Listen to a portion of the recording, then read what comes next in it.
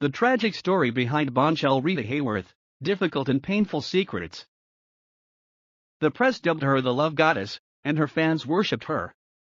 Known as much for her fiery hair and voluptuous figure as she was for her acting, Rita Hayworth became a cultural icon in films, including Gilda and Pal Joey.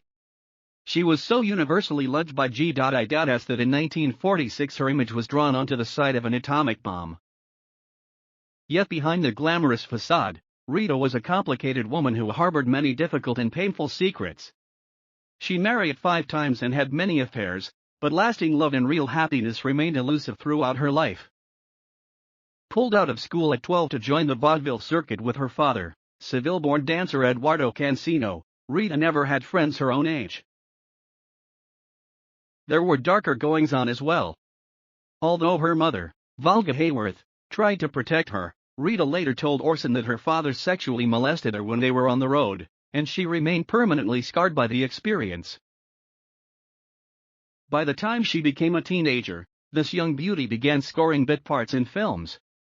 At 18, Rita married Ed Judson, a salesman nearly twice her age, who convinced her to dye her hair red and adopt her mother's maiden name Hayworth to appear less Mediterranean.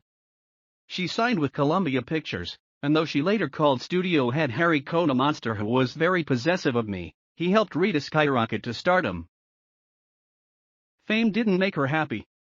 She divorced Ed in 1942, married Orson a year later and gave birth to a daughter, Rebecca. But Orson was unfaithful. And like Rita's subsequent marriage to Prince Ali Khan, their relationship was rocked by her drinking and mood swings. Rita's erratic behavior became more severe in her 40s. She was often in a state of confusion during her marriages to Dick Haymes and James Hill. And it terrified her. In a vicious cycle, she would drink to get away from that sense of losing herself. In 1980, Rita, then 62, was finally diagnosed with early-onset Alzheimer's disease, and became the face of an illness rarely discussed in the past. Rita spent the remaining 7 years of her life in a New York City apartment adjoining that of her younger daughter, Yasmin Khan, who cared for her along with devoted, lifelong friends like Glenn Ford and Orson. Do you have a lot of impressions of her? Rita Hayworth, I think she will forever live in the minds of fans. Thanks, a legend.